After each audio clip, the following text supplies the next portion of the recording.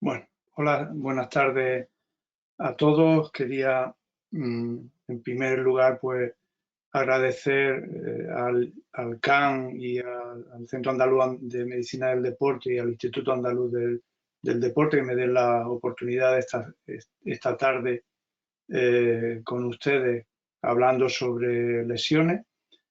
También quería expresar mi solidaridad con todos aquellos que están sufriendo las consecuencias del COVID y tener una mención especial de gratificación o de recuerdo a los que ya no están con nosotros, pero también a todos aquellos que nos están cuidando y protegiendo de esta situación tan delicada. Hoy, jueves de feria, a mí quien me iba a decir que iba a estar con ustedes esta tarde hablando de lesiones, confinado y a través de online hablando de esto. Pero bueno, son las circunstancias e intentemos eh, adaptarnos lo mejor posible a ellas. Bien, pues en estos momentos de crisis vamos a aprovechar la circunstancia y vamos a aprovechar la oportunidad para hablar sobre lesiones y no la típica charla sobre cómo medidas bastante conocidas se pueden aplicar a prevención de lesiones, sino cómo podemos, a través del conocimiento de algunos conceptos básicos, aplicarlo a la prevención de lesiones musculares y tendinopatías. Y también aprovechando la fecha y que parece que ya tenemos un poco el final del túnel cerca y que tenemos la oportunidad del fin de semana, el 2 de mayo, empezar a hacer de nuevo ejercicio al aire libre, pues quería aprovechar las circunstancias y hablar sobre actividad física en la pandemia.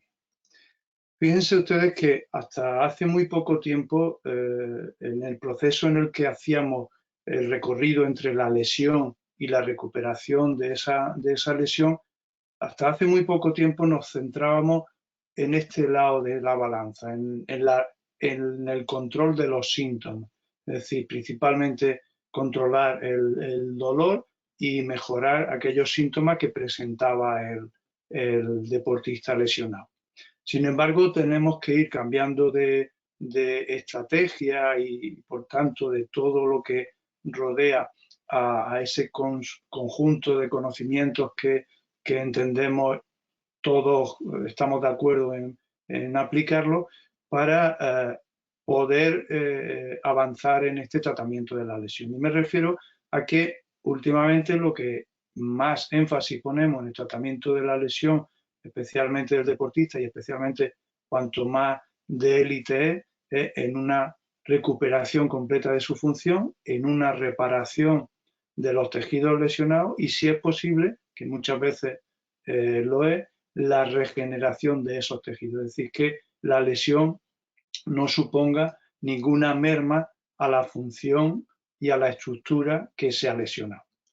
En este sentido, si nos vamos a conceptos básicos relacionados con la lesión muscular, pues debemos de entender que a partir de una serie de mecanismos que desencadenan la lesión muscular, muchas veces de ellos mecánicos, pero también por otros bioquímicos, pueden estar fatigando a ese músculo y se va a producir lo que nosotros entendemos como lesión y que se inicia precisamente con un proceso de inflamación en el cual primero acuden una serie de células, se produce una serie de liberación de sustancias que van a generar un proceso inflamatorio en la zona, pero también tiene una importancia crucial en la puesta en marcha de las siguientes etapas, que es la de regeneración y de remodelación, de manera que estos procesos inflamatorios son los que ponen en marcha o ponen de camino a la zona lesionada, a la célula miogénica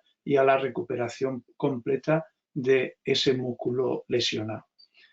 Pero tengamos en cuenta que hay factores que pueden influir esa evolución y que si nosotros alteramos esos procesos inflamatorios, por ejemplo, la alteración de la prostaglandina E2, que es un mediador muy importante, que si está presente el músculo se regenerará adecuadamente, pero si no, podrá incluso no recuperarse y generarnos problemas, pues simplemente con la presencia de esa o la alteración de la función de esa prostaglandina podemos tener problemas. Otro concepto importante es que el músculo no es solamente una estructura contráctil que mueve las palancas de nuestro organismo. Tiene una serie de mediadores, de factores de crecimiento, de interleuquinas, de sustancias muy variadas que tienen funciones a muy diversas estructuras y pueden ser y son las que poco a poco vamos descubriendo como mediadoras de todos esos beneficios que conocemos de la práctica de ejercicio físico a través de las funciones neuroendocrinas que desarrolla el músculo en otros tejidos y que son muy beneficiosas para nuestra salud. Debemos de integrar estos conceptos en la recuperación de nuestras lesiones para de esa forma poder aportar nuevos mecanismos o nuevas estrategias de tratamiento. Por tanto, si conocemos esas funciones en profundidad, conoceremos que los procesos regenerativos son influenciables, el músculo podemos influir para bien y para mal en esa recuperación. Tendremos que conocer en qué momento de ese calendario de inflamación, regeneración y recuperación estamos. Tenemos que tener en cuenta esos tiempos para aplicar o no unos determinados tratamientos y también tenemos que conocer qué se necesita para recuperar bien para que esas funciones de regeneración se realicen adecuadamente para poder influenciarlas de una forma positiva. De manera que factores de crecimiento derivados de la insulina como el IGF-1 pues puedan hacer su función adecuadamente para contribuir a una buena recuperación de ese tendón, de ese músculo, perdón. El tendón le ocurre lo mismo. Un tendón sano difiere de un tendón patológico en muchos aspectos, entre ellos pues la estructura y la organización de una célula muy importante que son los fibroblastos, que son los encargados de recuperar o de regenerar ese músculo. Cuando tenemos un daño en el tendón no están bien organizados, están no distribuidos homogéneamente y además están engrosados, hay unas alteraciones en el tendón y aparecen vasos, aparecen fibras de colágeno que no deberían estar ahí, como la fibra de colágeno tipo 3, y además esas fibras presentan una estructura o un ordenamiento estructural peor. Todo esto significa que hay un fracaso en los procesos regenerativos cuando llegamos a esa situación.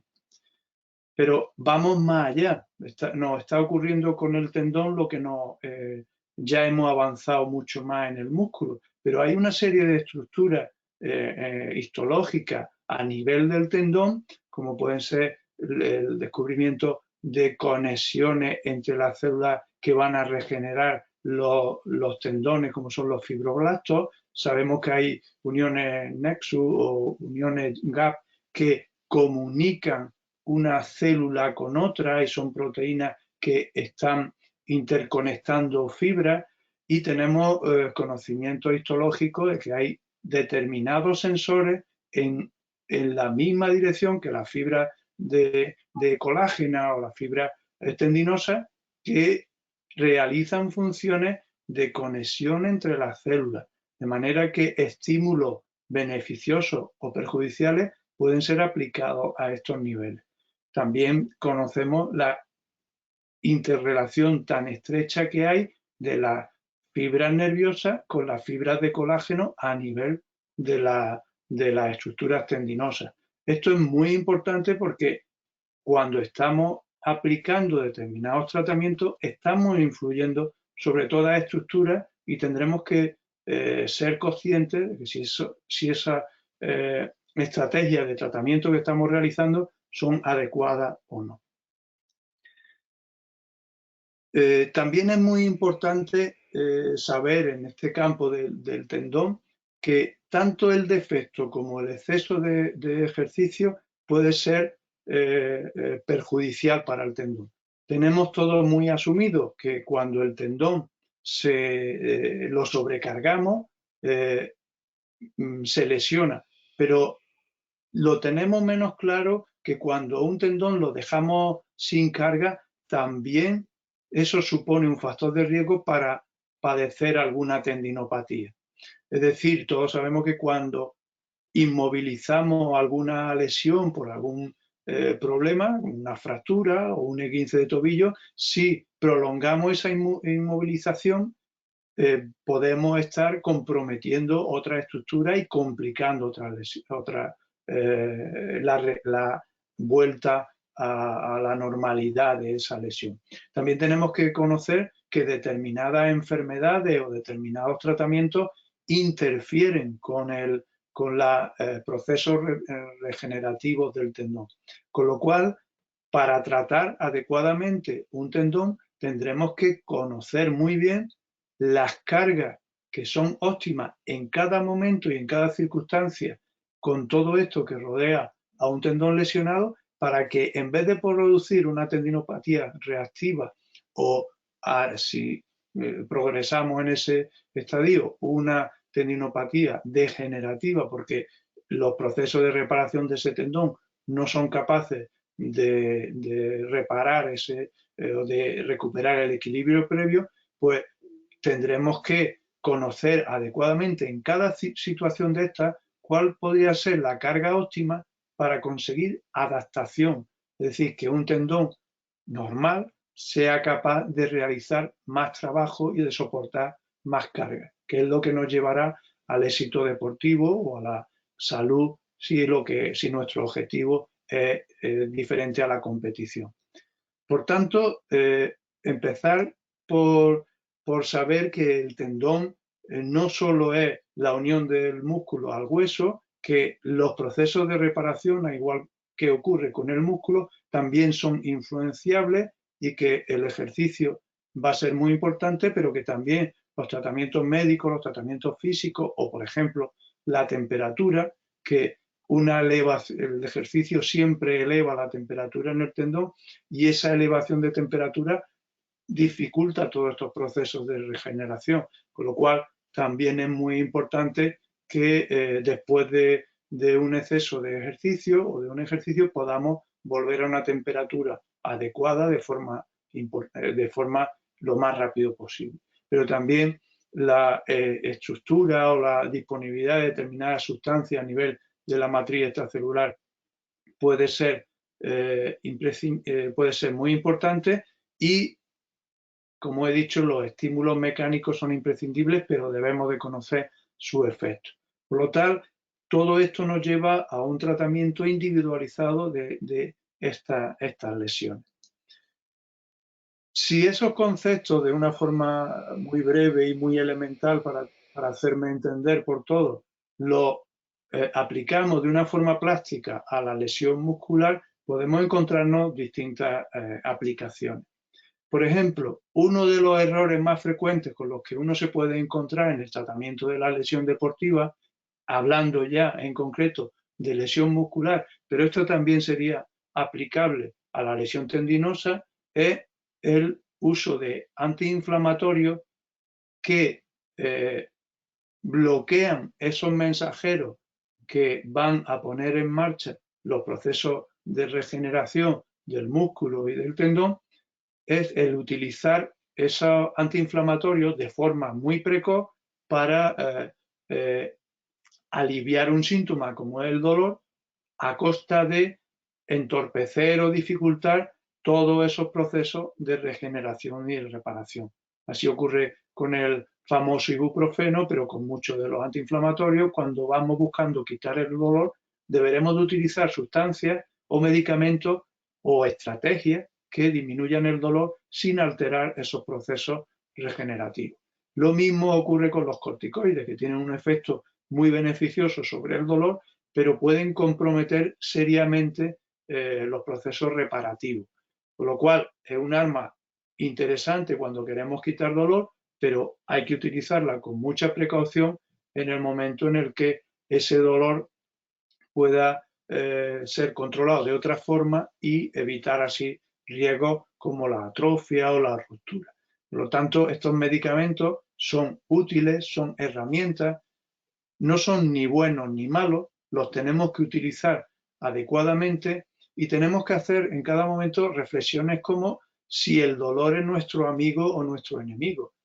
Muchas veces necesitamos que el deportista tenga cierta percepción del dolor para saber cuándo se está pasando en las cargas o qué ejercicio puede hacer y qué ejercicio no puede hacer. Si nosotros utilizamos analgésicos o antiinflamatorios demasiado potentes, también estamos bloqueando esas señales de alarma y podemos empeorar la lesión. Con lo cual, una primera aplicación de esos conocimientos básicos que antes les comenté, pues es asesorarse de la medicación que debe tomar o no y en todo caso no automedicarse y no utilizar antiinflamatorios en etapas precoces de la lesión. Y que levante la mano el que no lo haya hecho alguna vez empezar. También el ejercicio de fuerza es imprescindible en el tratamiento de la lesión muscular.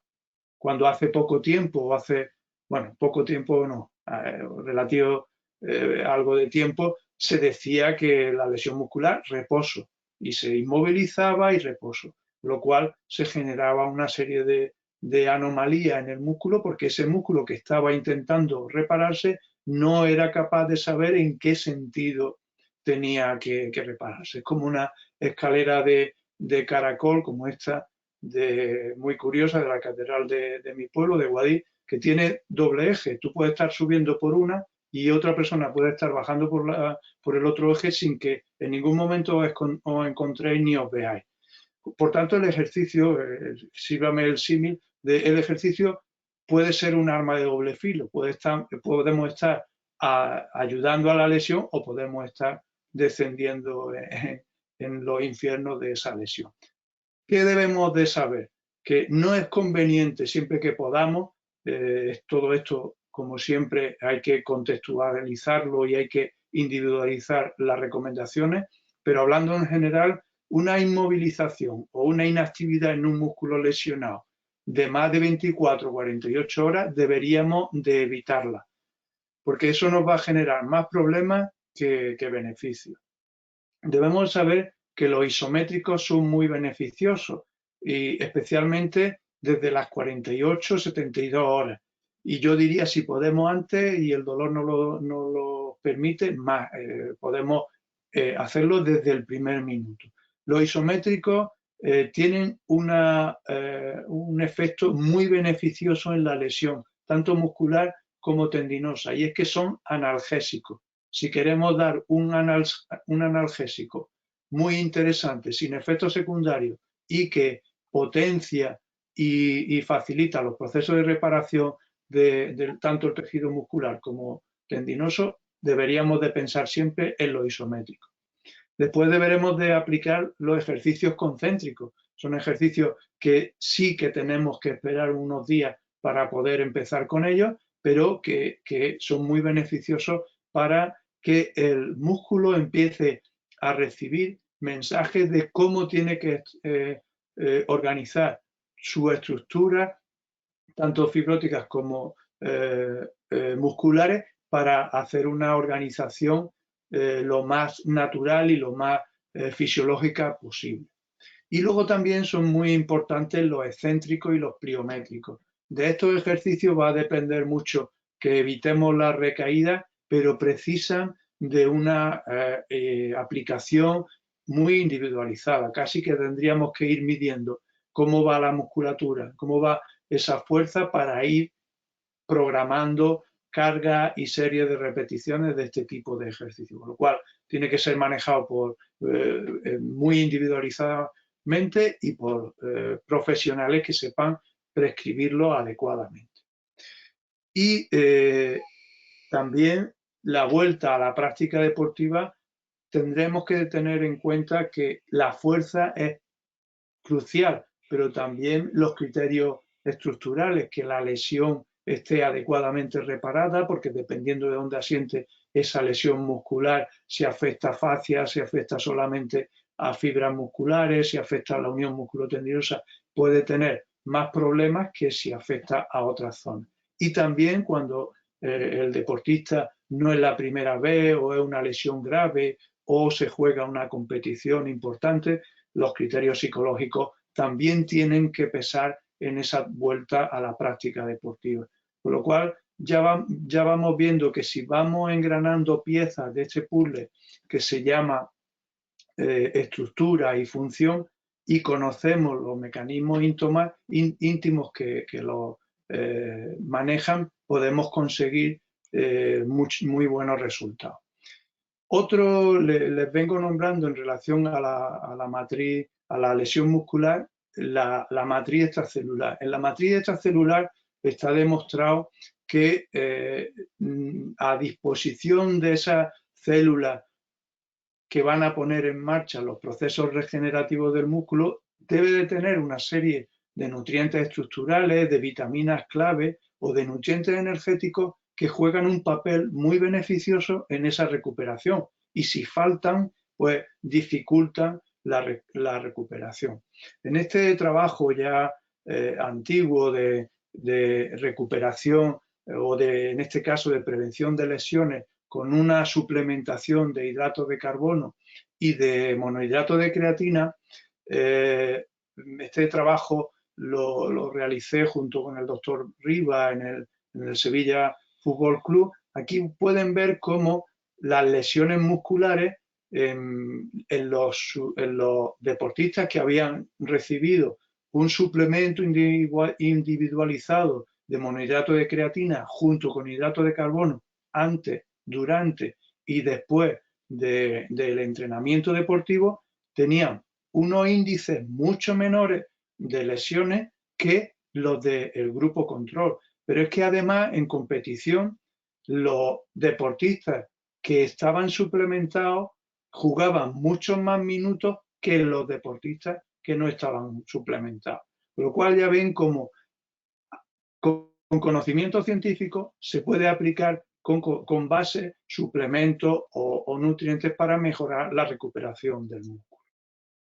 No obstante, siempre les tengo que insistir que el mejor suplemento nutricional no está en una pastilla, no está en un sobre, no está en una inyectable y está en ese tesoro que nos han pasado nuestros mayores, que es la dieta mediterránea, equilibrada en calorías y en macro y en micronutrientes, pero la dieta mediterránea es el mejor suplemento nutricional deportivo que podemos poner en manos de los deportistas.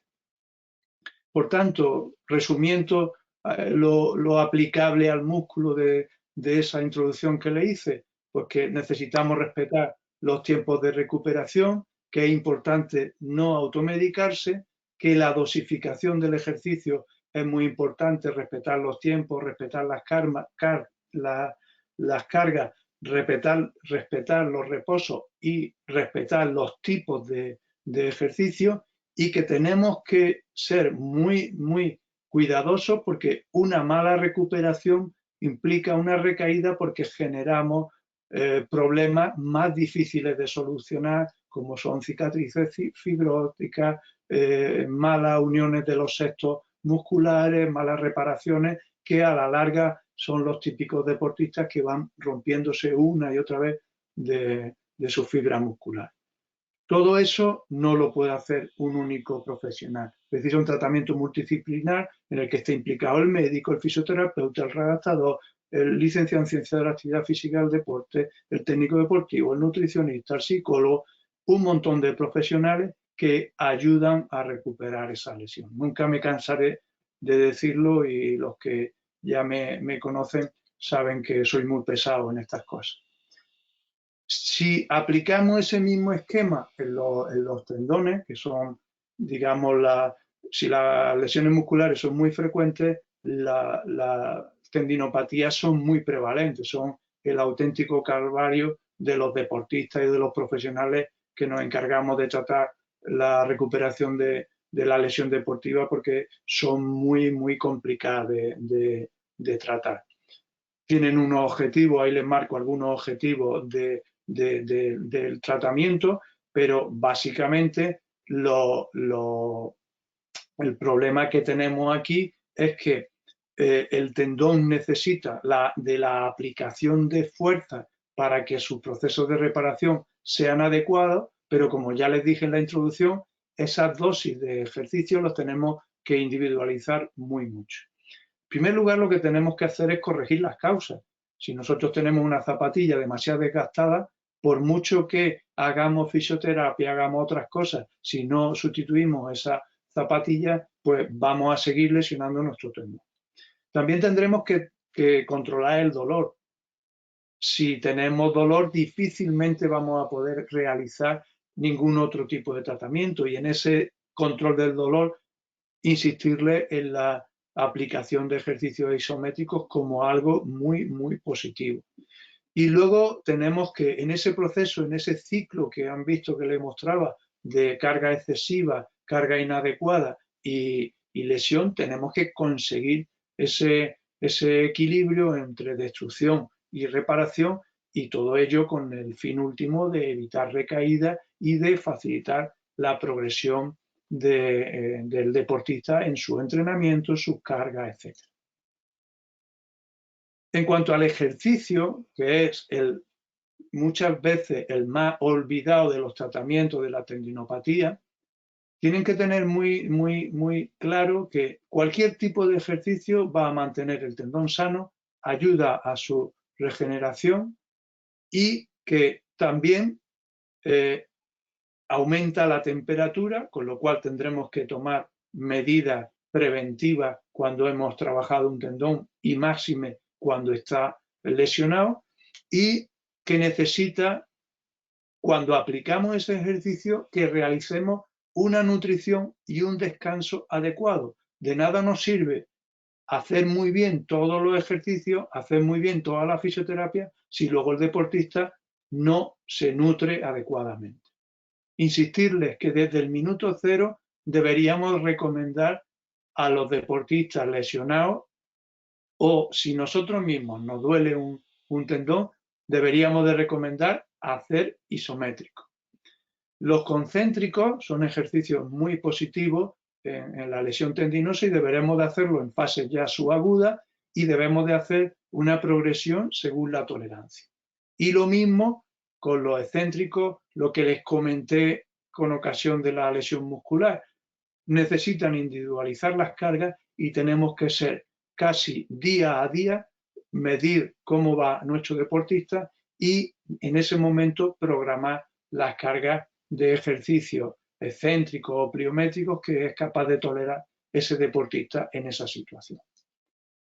En cuanto a los nutrientes, a los nutracéuticos o medicamentos, tengo que decirles que en cuanto a nutrición y tendón hay poca evidencia.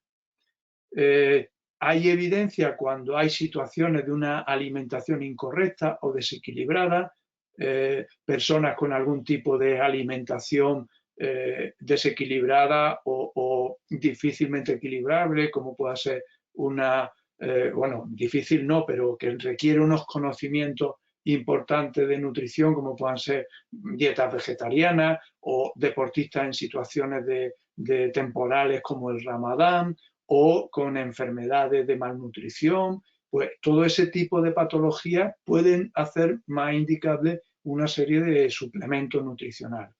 Básicamente la nutrición en relación con el tendón, hay que prestarle mucha atención a que la fuente de proteína de nuestra dieta sea la adecuada, que sea de alto poder biológico, que sea nutrientes de alta calidad biológica, para que podamos aprovecharla adecuadamente.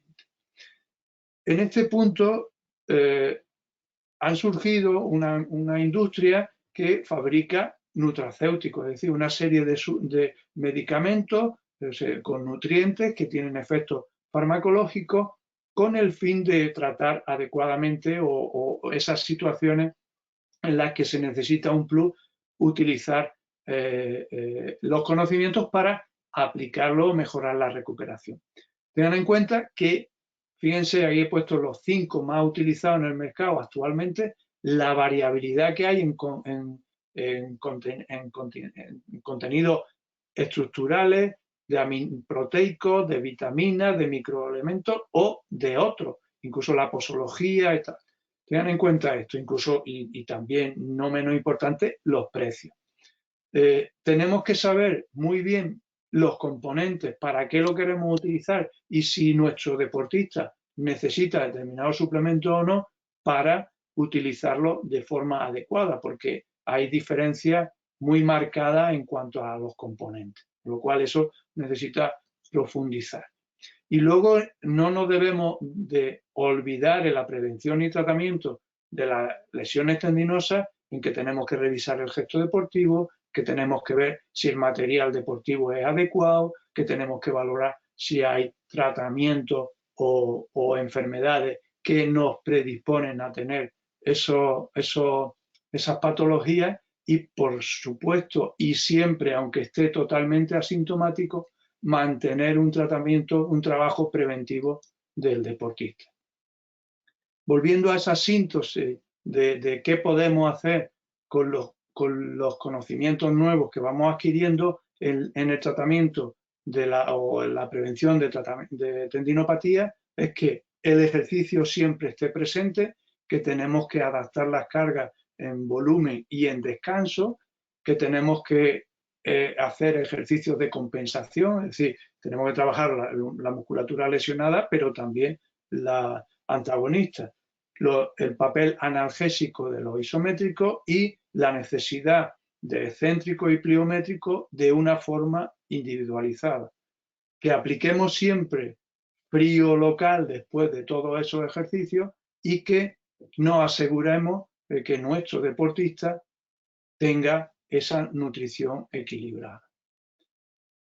Y tengan en cuenta que el tendón, si lo para, se calla, pero olvídense, no se va a curar, necesita ejercicio y necesita el ejercicio adecuado.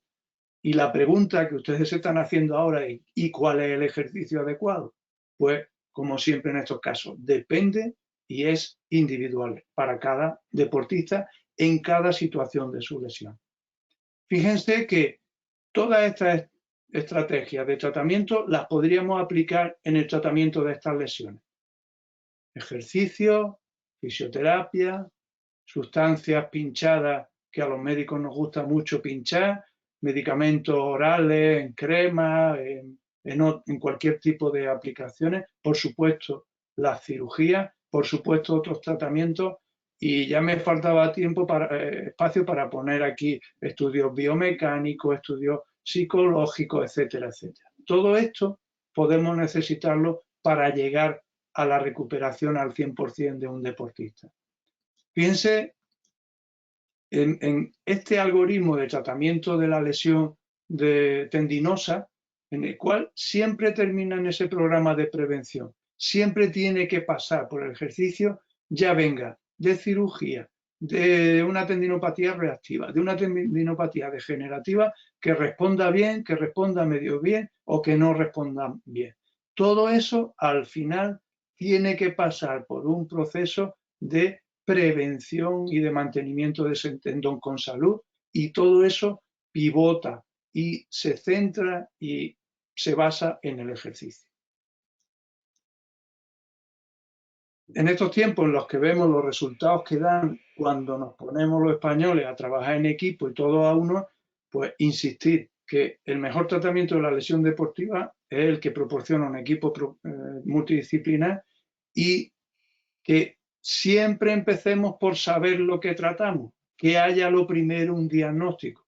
¿Cuántas veces sin saber lo que tenemos entre manos estamos tratando a un deportista y no sabemos ni decirle lo que tiene? Eso no puede y no debe de ocurrir. Se acerca el 2 de mayo.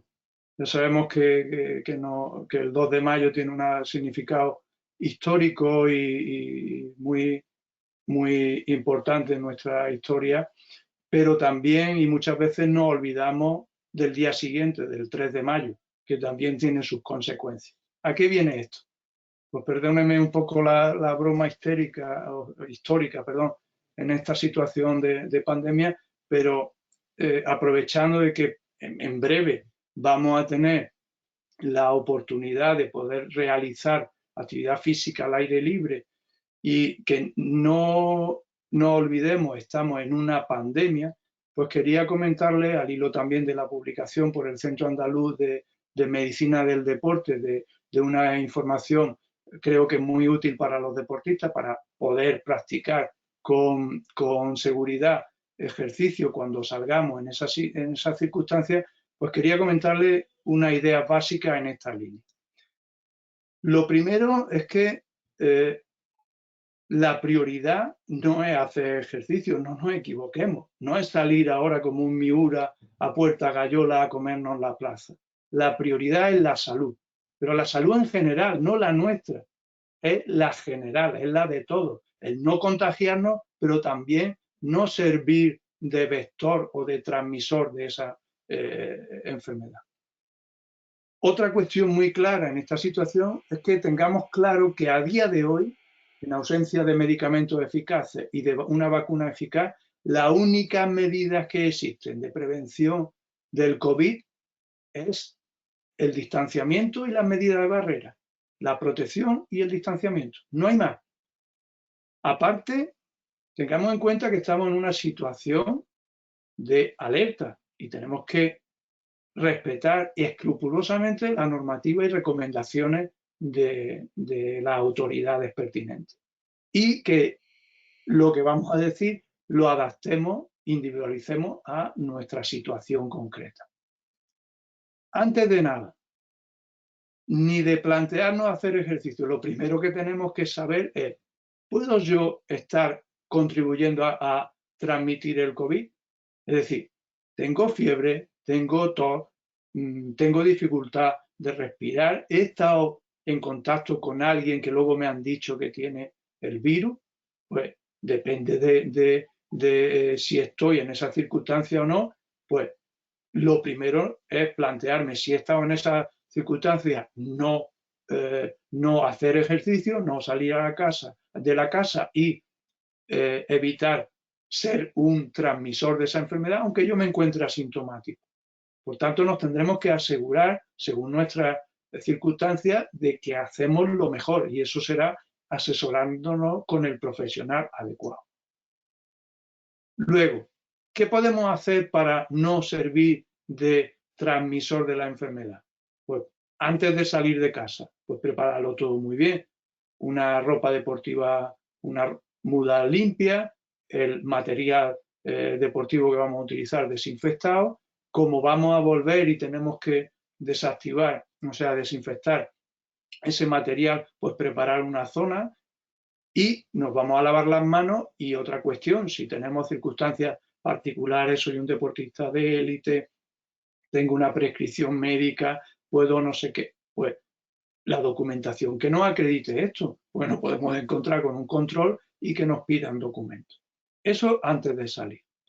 Durante el ejercicio, ¿qué debemos de hacer? Pues evitar contagiarnos. ¿Cómo evitamos contagiarnos? No tocando objetos ni tocando nuestras mucosas, porque el virus se transmite a través de las mucosas. Cuando alguien nos salpica una gotita de saliva con virus y nos cae en una de nuestras mucosas. Deberíamos durante el ejercicio evitar compartir bebidas, comida, material deportivo. Deberíamos evitar aglomeraciones, vamos a ir solos, no vamos a quedar con nadie y vamos a tomar unas medidas de distanciamiento. Aquí le pongo datos científicos del trabajo de Blocken que han hecho unos estudios muy, muy bonitos del vídeo que le he mostrado, en el cual se ve por estudios biomecánicos donde de determinadas partículas de un sujeto van a ir pasando a otro y cómo son los flujos de esas partículas, donde pueden llegar según los tamaños, según las distancias y según las posiciones. De ahí sacamos unas recomendaciones muy seguras. Esto lo han hecho también en estático y se ve que la medida más segura empieza a partir de 1,5 metros.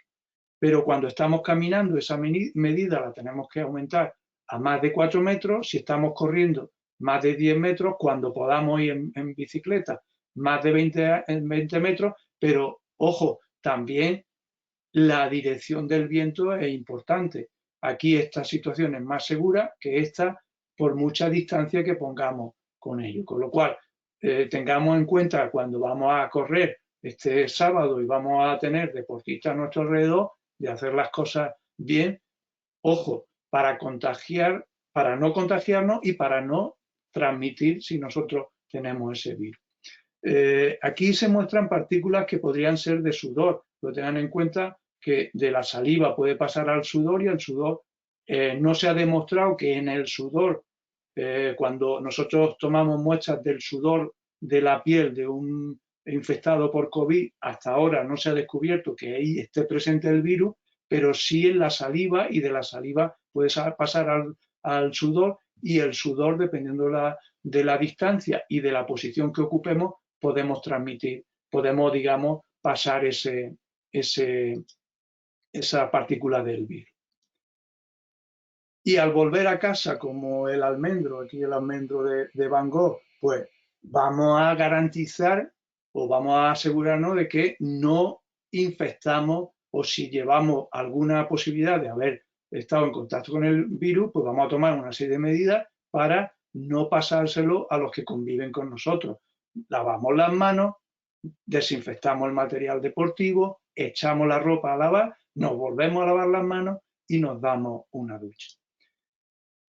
Esto sería para deportistas sin otras patologías, pero evidentemente el ejercicio beneficia a muchas personas que tienen diabetes, que tienen hipertensión, sobrepeso, y en esas situaciones particulares también deberíamos de salir el sábado, a partir del sábado, a hacer algo de ejercicio al aire libre, porque es muy beneficioso. Pero, ojo, demos la prioridad a la salud. Si voy a correr más riesgos que beneficios, pues sigo haciendo el ejercicio en casa. ¿Qué factores? Si tengo factores de riesgo, como lo he comentado antes, pues me asesoro. Voy a valorar si, aparte, aquí no hemos hablado de mascarilla, de caretas, de vestimenta. ¿Por qué? Porque si el riesgo y el distanciamiento es mínimo, lo podemos obviar. Pero en estas situaciones sí deberemos de utilizar medidas de protección, ya no solamente de distanciamiento, sino de barrera. Tenemos que, en este caso, todavía ser más escrupulosos en ese distanciamiento, y tendremos que volver de una forma progresiva y adaptada a nuestras circunstancias a ese ejercicio. Y tengan en cuenta que no solo, que no todo es caminar o correr o cuando podamos montar en bicicleta, que tenemos que hacer otra serie de ejercicios como los de estiramiento y de fuerza para mantener nuestra salud. Volviendo a ese folleto que ha publicado el CAM, pensemos que no es por nosotros ni por los nuestros, que también es por el bien de todos, que debemos de ser muy responsables y utilizar adecuadamente la oportunidad que se nos da a hacer deporte al aire libre, pero de una forma responsable. Para ir terminando, para llevar a casa, decirles que las lesiones tienen sus tiempos y que los tenemos que respetar, que no se nos puede olvidar el ejercicio, que un tratamiento de una lesión muscular o tendinosa, o yo diría de cualquier tipo, sin ejercicio es un mal tratamiento, que necesita un tratamiento multidisciplinar, y aquel como las confianzas, las distancias, las precisa. Ahí tienen mis datos de contacto por si alguno quiere hacer alguna consulta y tal. Y bueno, vamos a analizar ahora si hay alguna pregunta y tenemos tiempo para ir viendo, ¿vale? A ver, voy a ir revisando, como es lógico.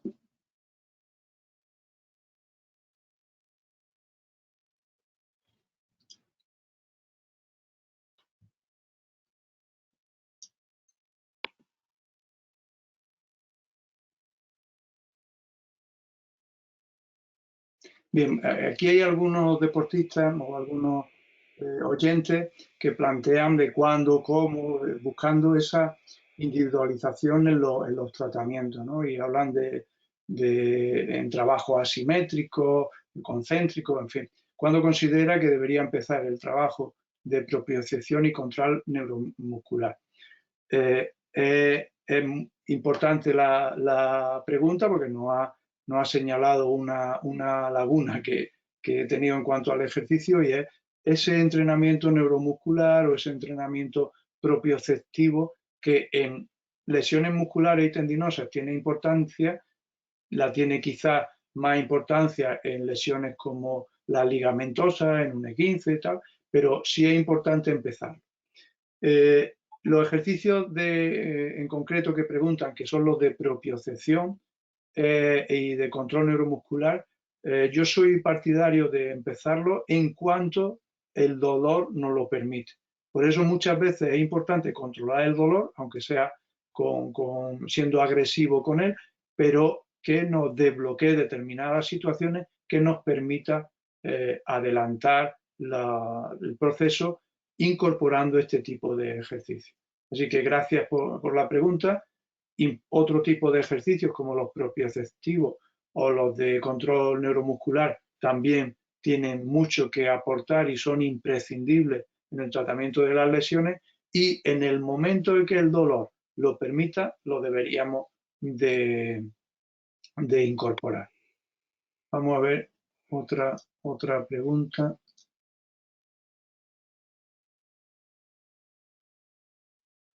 Vamos a ver, aquí hay una pregunta en la cual nos dicen si es importante la realización de un reconocimiento médico antes de retorno al deporte tras el confinamiento, como prevención de posibles lesiones. A ver, vamos a ser realistas. Si nosotros ahora decimos que de hacer un tratamiento, o sea, un reconocimiento a todo antes de ir a volver a hacer deporte, no hemos perdido. No vamos a ser capaces de hacerlo. Solamente aquellos deportistas que hayan sufrido cambios importantes, que tengan alguna lesión, alguna molestia nueva o alguna circunstancia que no sea normal después de haber pasado el COVID, después de alguna circunstancia patológica, pues sí, deberán de, antes de volver a retomar su actividad física, consultar con el especialista, hacerse un buen reconocimiento y valorar en qué condiciones va a volver. Pero si no se dan esas circunstancias, se puede volver a una práctica deportiva como la que teníamos antes del confinamiento, eso sí, de una forma progresiva, pero también es importante decirlo que de una forma progresiva, es decir, que vayamos poquito a poco recuperando nuestra forma anterior y nuestra actividad anterior. Es que esto de ir pensando en cosas y mirando las preguntas es complicado. A ver si hay alguna otra pregunta. Sí.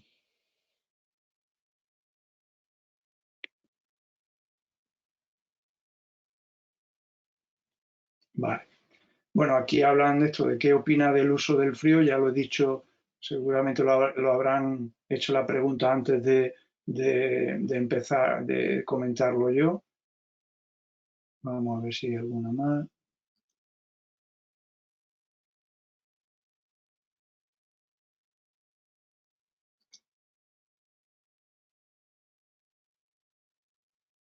Y pues vamos a ver si hay aquí más.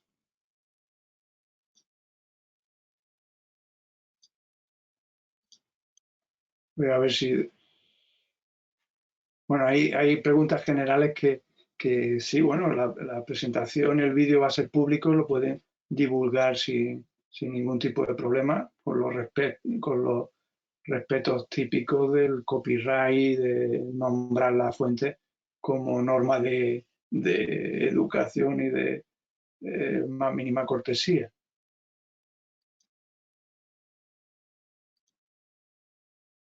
Bueno, pues, sí. damos con alguna más, porque ya son reiterativas o ya lo hemos comentado. O son preguntas particulares que luego intentaré responder, porque hablan de casos muy concretos y...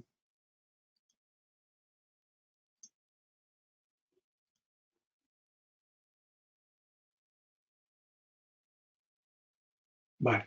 Aquí hay una que habla de cuál es mi opinión sobre la protección durante la práctica deportiva, qué opina del uso de mascarillas durante la práctica de un ejercicio físico intenso. Yo creo que lo he comentado, pero no está mal insistir en este comentario que hacía. Y es que un momento, voy a cambiar.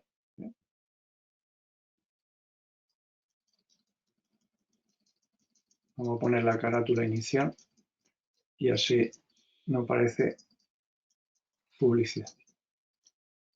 Ahí. Estábamos sobre el uso de caretas. A ver, dependiendo del riesgo al que nos sometamos, deberemos de tomar medidas de distanciamiento. Estas no serán suficientes cuando no podamos respetar esa distancia y nos estemos continuamente encontrando con deportistas a menos distancia que se nos cruzan y que no sabemos en qué condiciones están. Realmente es un engorro el que cualquiera que haya hecho un ejercicio intenso, correr con una mascarilla que nos limita la entrada de aire, pues evidentemente eso no hay quien lo aguante. Y lo primero que se nos ocurre es quitarnos. Con lo cual, si no podemos respetar las distancias y estamos en una aglomeración, yo casi que recomendaría ponerme la mascarilla, dejar de hacer ejercicio y hasta que no se despeje la situación, no hacer ejercicio y protegerme. Porque, insisto, lo primero ahí sería protegerse. Recomendar el uso de mascarilla en un ejercicio intenso, yo creo que está abocado al fracaso, porque es muy incómodo y el que lo practica va a huir de él. Pero sí es verdad que determinados deportistas o determinados, ya hablo de pacientes con factores de riesgo como puedan ser diabéticos, mayores, hipertensos, obesos, también embarazadas pueden hacer ejercicio moderado. Pues si van a salir a hacer ejercicio, ese tipo de ejercicio más moderado que no va buscando tanto el entrenamiento deportivo ni el rendimiento deportivo, sino que va buscando más el deporte para conseguir la mejora o el mantenimiento de la salud, pues ese tipo de pacientes sí le es más asequible hacer ese ejercicio con mascarilla y sí puede ser recomendable en esas circunstancias. Pero como pregunta el oyente, para ejercicio físico intenso, yo creo que puede estar bien teóricamente. En la práctica creo que no hay quien lo aguante y que por tanto lo que deberíamos de hacer, si las circunstancias no son propicias para hacerlo en condiciones, tener por delante la prioridad de nuestra salud, dejar el ejercicio en ese momento y esperar el momento adecuado para realizar el ejercicio con garantía. A ver.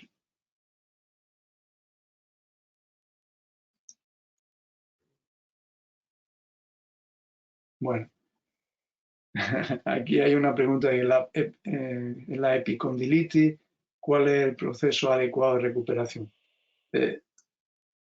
La epicondilitis puede ser el paradigma de lesión deportiva que necesite un tratamiento multidisciplinar.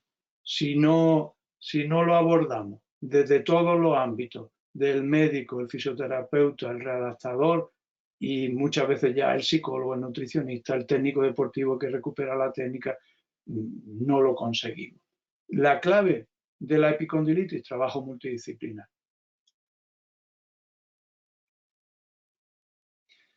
Ya entramos en otro tipo de cosas que son más de calentamiento, antes o después, es bueno calentar o no, siempre es bueno que haya un inicio de la actividad física progresivo, dependiendo del tipo de ejercicio, deberemos de hacer o no unos tipos de entrenamiento o de otros.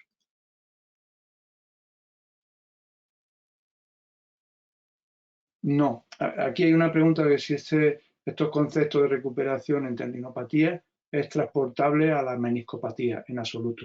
En absoluto, estos enfoques de tratamiento hay que filtrarlo y hay que trabajarlos de forma diferente en el caso de una meniscopatía, porque la meniscopatía es diferente porque yo les diría que no hay dos meniscopatías iguales y depende si el trazo de lesión del menisco afecta a la raíz meniscal, si afecta al cuerpo, si es transversal, si es intrasustancia, qué tipo de lesión, qué tipo de deportista podemos hacer una cosa u otra, con lo cual no en absoluto es transportable.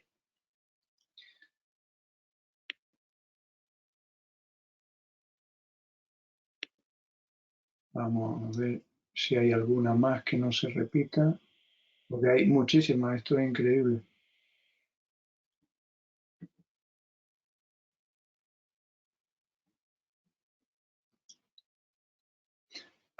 Aquí hay alguien que comenta hasta qué punto está reconocido el profesional readaptador. Aquí no luchemos porque mi título me permite. Hagámonos útiles a la sociedad y después verá cómo la sociedad nos busca. Bien, yo creo que se nos echa el tiempo encima. Lamento no poder responder a todas las preguntas si nos quedamos con ganas y ya los organizadores valorarán si vale la pena hacer nuevas ediciones. Todas las crisis tienen sus inconvenientes gravísimos y sus problemas gravísimos, esta también, pero también las podemos aprovechar para pues, ponernos al día en herramientas online como la que estamos utilizando en estos casos o para poder llegar a tanta gente. Yo me quedo asustado de la gente que está conectada ahora mismo viendo la presentación, llegar a tanta gente con nuestro poco de conocimiento y poder ayudar a tanta gente. Quedo a su disposición para lo que puedan necesitar y nada, ánimo y mucha responsabilidad a partir del sábado, aquellos deportistas que vayan a ir incorporándose a su rutina. Y muchas gracias al Centro Andaluz de Medicina del Deporte y al Instituto Andaluz del Deporte que hace posible esta el seminario. Y nada, decirle que ejercicio es medicina y que no nos puede faltar en ninguno de los tratamientos de nuestras lesiones. Muchas gracias.